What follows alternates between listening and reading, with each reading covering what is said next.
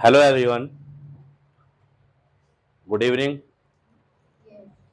आज हम एक नया टॉपिक लेकर के आए हैं। अभी तक जो हम सेंटेंस बना रहे थे उनमें वर्ब का कोई जिक्र नहीं था।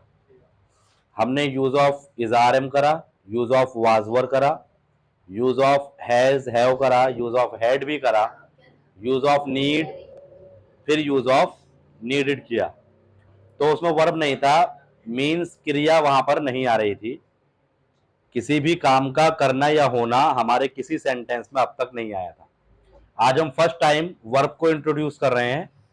तो जो पहली बार वीडियो देख रहे हैं या जो बिल्कुल न्यू है या बिल्कुल फ्रेशर है, उनको बताता चलूं कि दुनिया में जो भी काम होता है या जो काम करा जाता है उसको वर्ब कहते हैं। जैसे चिल्लाना, सपोज हम कहें चिल्लाओ मत, या हम कहें वह चिल्ला रहा है।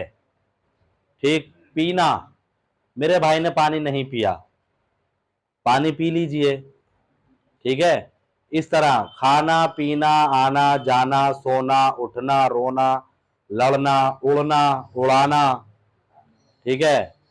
काटना, तोड़ना, फाड़ना, ये सारी चीजें वर्ब हैं। और ये भी याद रखें कि ये फाड़ना फाड़ना ही से नहीं लगेगा। पीना की इंग्लिश हिंदी पीना ही नहीं लगेगी। सपोज मैं एग्जाम्पल दे रहा हूं, कहीं पे पीना इस तरह आएगा, मैं पानी पी रहा हूं, मैं पानी पी चुका हूं, मैं पानी पीता हूं। तो क्योंकि वर्ब है तो हमने बताया, लेकिन सेंटेंस में अकॉर्डिंग टू टेंस अलग अलग तरीके से उस वर्ब को हिंदी में भी हम रखते हैं। वर्ब की 4 फॉर्म्स होती, याद रखिए 4 फॉर्म्स। यूजुअली लोगों को 3 फॉर्म पता होती। यूजुअली टीचर्स कहते हैं वर्ब की 3 फॉर्म है, यूजुअली स्टूडेंट्स बताते हैं वर्ब की 3 फॉर्म है। वर्ब की 4 फॉर्म्स होती, यानी वर्ब के क्रिया के 4 रूप होते हैं। First form, second form, third form, और चौथा वाला जो होता है ना वो है आईएनजी फॉर्म, जिसमें हम आईएनजी लगा देते हैं। आई एम लाफिंग, मैं हंस रहा हूं। यू आर वेटिंग, तुम प्रतीक्षा कर रहे हो, इंतजार कर रहे हो। ठीक है। तो वर्ब की 4 फॉर्म्स होती। तो अभी हमने जो किया था, हम कर रहे थे affirmative sentence and negative sentence. उसके बाद हमने किया था इंटरोगेटिव सेंटेंस। तो अफर्मेटिव जो है और निगेटिव जो है वो असर्टिव के रूप है। इंट्रोगेटिव में हमने फर्स्ट टाइप और सेकंड टाइप इंट्रोगेटिव किया, यानी 2 सेंटेंस पे हमने काम किया था। आज हम तीसरा सेंटेंस स्टार्ट करने जा रहे हैं, इंपरेटिव सेंटेंस। मैं इंपरेटिव सेंटेंस का इंट्रोडक्शन देना चाहता हूं कि वो सारे सेंटेंस जिसमें किसी को हुक्म दिया जाए, किसी से इजाजत मांगी जाए, किसी से रिक्वेस्ट करी जाए, वो सारे सेंटेंस इंपरेटिव सेंटेंस होते हैं। और वो सारे सेंटेंस जिसमें किसी को मशवरा करा जाए, मशवरा दिया जाए, सलाह दी जाए, एडवाइस दी जाए, वो भी इंपरेटिव होते हैं। तो जो शुरुआत के इंपरेटिव हैं, जिसमें ऑर्डर कर रहे हैं या हम रिक्वेस्ट कर रहे हैं, उन उन इंपरेटिव सेंटेंस में सब्जेक्ट का जिक्र नहीं होता है। जहां हम इजाजत मांगते हैं उनकी बात बाद में करेंगे, जहां हम एडवाइस देते हैं उनकी बात बाद में करेंगे। और हम अपने पूरे दिन के सेंटेंसेस में ज्यादातर सेंटेंस इंपरेटिव बोलते हैं। सपोज,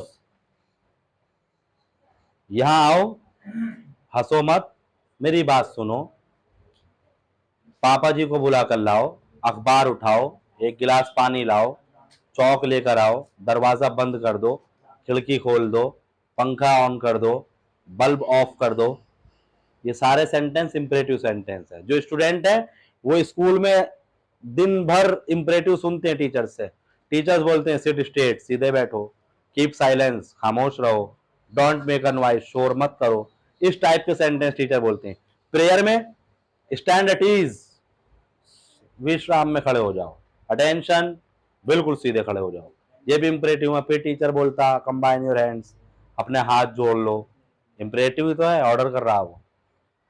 तो वो जितने ऑर्डर्स हो रहे हैं, जितनी रिक्वेस्ट हो रही हैं, वो सारे सेंटेंस इंपरेटिव हैं। हम अभी ऑर्डर और रिक्वेस्ट के बारे में बात करेंगे। परमिशन वाली, इजाजत वाली जो कंडीशन है और एडवाइस करने वाली जो कंडीशन है वो अगली वीडियो में डिस्कस करेंगे। अभी जो हमें करना है, अभी सीधा सा सेंटेंस है, सबसे आसान मेरे हिसाब से पूरे इंग्लिश ट्रांसलेशन में।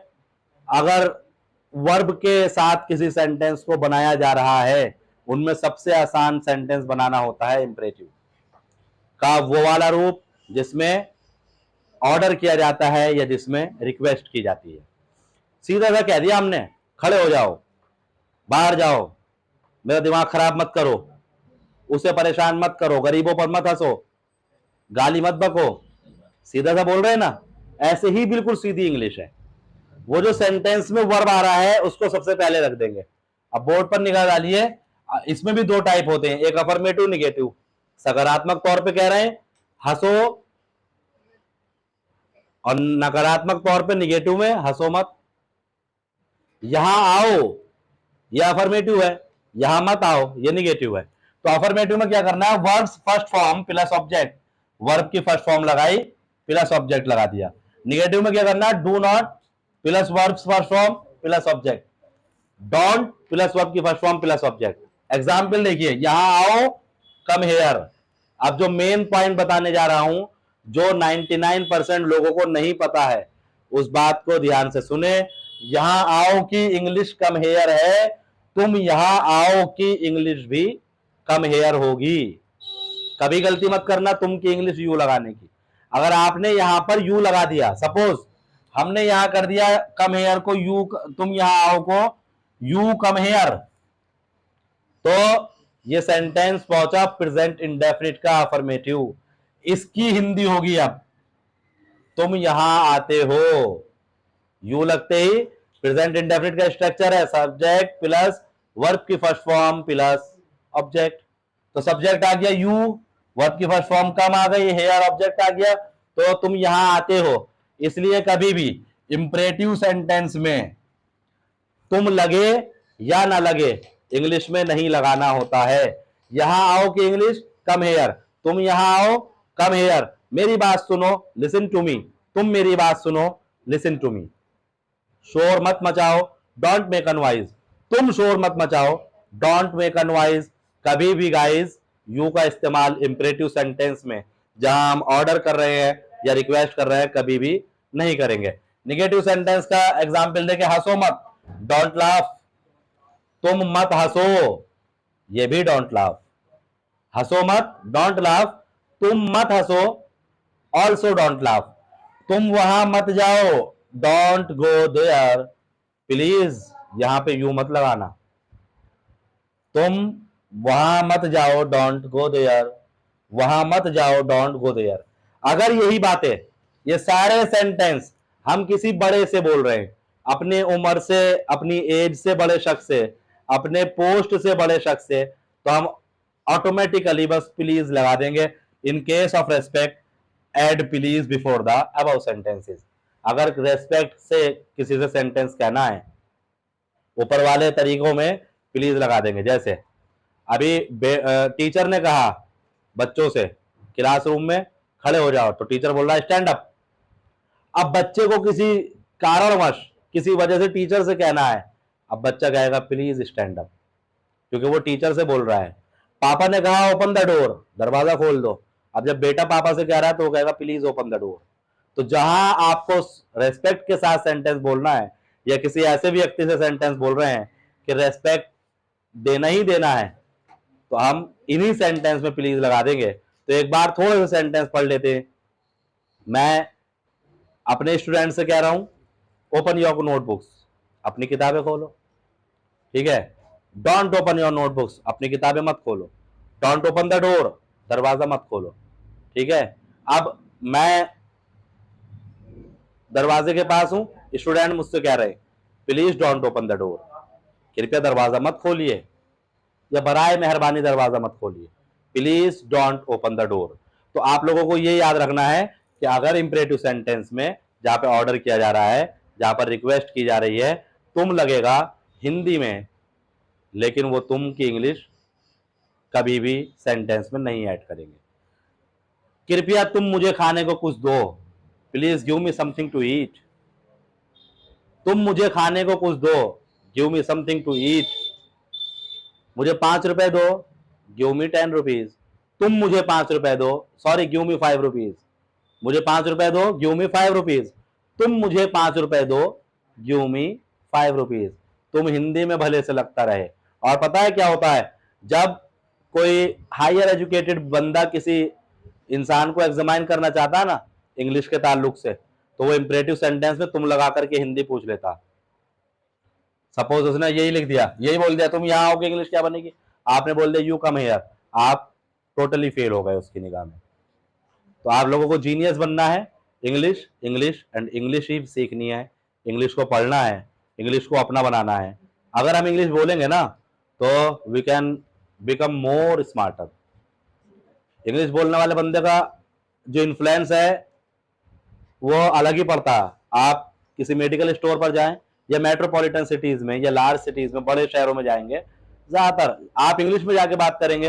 एज ए कस्टमर भी आप किसी शॉप पे चलेंगे तो आपसे अलग तरीके से बात करेगा शॉपकीपर, और आप जाते वैसे ही बात कर रहे हैं जैसे आपकी लैंग्वेज है, जो आपकी मदर टंग है, तो आपको इतनी वैल्यू नहीं दी जाएगी।